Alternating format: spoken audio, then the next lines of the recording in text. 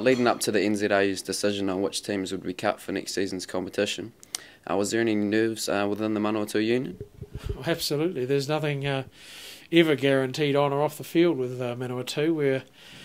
We're on a steep learning curve, and it's a matter of you think you've ticked all the boxes, and you think that you've got everything under control, but you never know what's going to become a focus and perhaps undermine what you may have achieved. So we never thought that we were guaranteed, but we certainly believe that we had everything that we could control sorted. Are there any possible repercussions from Northland lodging an appeal?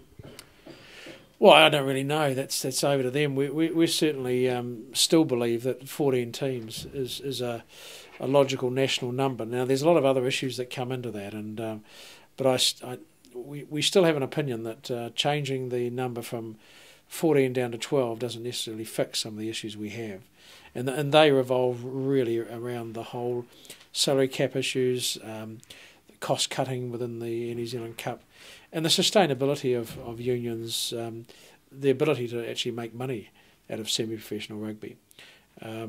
So it's really the proof is in the pudding, and I don't think cutting the teams from 14 to 12 alone is going to be the answer to some of the issues that we have at our union especially. So we need to know the detail around financial management of the competition before we can really offer an opinion. But my heart goes out to Northland and Tasman because we would be absolutely mortified if it occurred here. So we've missed that cut, so we're fortunate, but every time there's someone that's fortunate, there's someone else who's in a far worse position, and that's what they're facing now. And are you confident you've got the financial backing and player base to repay the NZAU's faith? Well, I think our union's come a huge way now that we're retaining our high performance players, now that we've got a level of sponsorship support in place that will more or less guarantee a level before we even start. So we're far further ahead than we were when we took the step in 2005. That said, it's still tough. Economic times are hardly rapturous out there. Everyone is having trouble in business, and we're the same. We've had to cut something like 300,000 to 400,000 out of our commercial income from this year, and cut our cloth to reflect that. Diminished returns from the hurricanes and other forms of gaming machine funding have also contributed to the outcomes, and they all reflect the economic times. It's not necessarily bad management or anything else, but we have to make sure that as much as possible we've got guaranteed funds going forward. So there's still a lot of work to be done, but we're certainly far further ahead than we ever were when we stepped up in 2005. And now that your future's secure in the Division 1 competition, what are your plans for the future? Bigger and better. We've got quality people in place. Dave Rennie is a coach of the Turbos, is there for 2 years. We've got Jason O'Halloran, who's looking after the academy and all our development players. We've got great relationships in school rugby around here, Palmerston North Boys High School, Fielding High School. Chris Ricketts, who's a former Wasps administrator, is in charge of community rugby. So we've got quality people in quality places, and really it's a matter of understanding the landscape, making sure that our everything that we're trying to achieve is achievable, and we have realistic targets, and we'll be resetting those targets very shortly because the landscape has moved.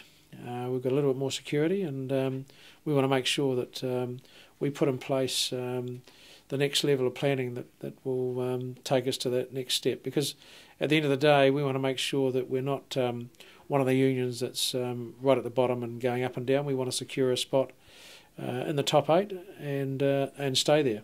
And if we retain all our players, and we used to lose them all to every other Premier division, if we retain all our players, then I believe for the resources we have internally, we're sustainable, and we'll have virtually a 15 running on the field that will all be from Manawatu.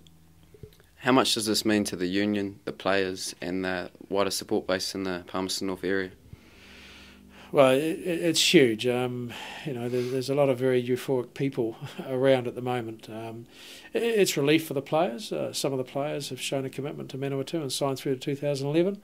But it's also a relief for some of the administrators, some of the coaching staff, the supporters such as the council that have invested $8.5 million in the stadium, and other people such as Higgins and Steelfort and Hines and all those top tier sponsors who have really got behind this union and made all this possible, because without that sort of commercial backing, the trusts, Endeavour Trust, the New Zealand Community Trust, Infinity, they've all put backing, some at community level, some at the professional level, but it all makes for a mix that turns a union into something functional. And the big thing we have here too is we're a provincial union, we have a community recognition. The players live and work in the community, and that's a buzz too, because you've got people around here who used to coach Hadyn Triggs or used to have something to do with Johnny Leota and Aaron Smith as he's come through the grades and all that. So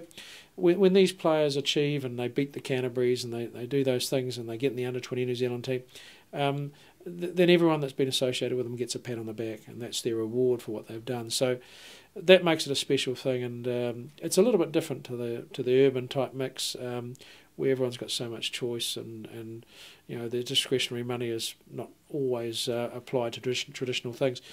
I'd like to say that provincial rugby is still pretty traditional, and the people around here have just been ecstatic. We had 7,000 people came with families and kids on a night where the southerly blew in. It was wet, and honestly, if I hadn't had to have come, I probably would have thought twice about it. It was a terrible night, but these people turned up and they're passionately supporting these guys, and that's a good thing about provincial rugby. And they make a connection. We allow the kids on the field. Well, if it's dry, afterwards, basically it's still a fun thing to do, and it's still a buzz around here. So we want to keep that buzz going, and we put on an event, and the Bucketheads are sort of probably the only student group in this country that have a name, and we're pretty proud of those guys. So everything's coming together. The brand, the Turbos, 2005. Who knew who the Turbos were? They knew the turbocharged car was pretty quick, but they didn't know how quick a Turbos player would be. And so all those things, we now have a brand that's recognised. We now have people talking about provincial rugby. So we're pretty excited about it, and I'm really looking forward to 2009. And just finally, how do you see the rest of the season panning out? You're confident for a successful year on the field? Look, it's tough. There's no game out there, and I don't run on the field. That's something that I have virtually nothing to do with. That's Dave Rennie's domain, and Josh Bradnott, the captain. But it's a tough competition. But if we can maintain the belief, and it's going to be tough against Waikato this week, I believe we could make it into the top 8, but we certainly have the ability to go a little bit further than we did that last year, and that'll be the benchmark. We've got to keep going up. So I think we can do well. At the same time, it's a pretty tough competition. But as people have noticed this year, on their day, everyone can beat anyone, and if everything goes right, and we've got a Ranfurly Shield Challenge next week, and it'll be the first time ever any of our players have played in a Ranfurly Shield game, because we haven't played one for 15 years. So that's a new experience, it's another level, and these are all learning curves that our players are going through, and it's pretty exciting for them, and it's pretty exciting for everyone that's involved in the process behind getting them on the field. Thank you. Thank you. Cheers.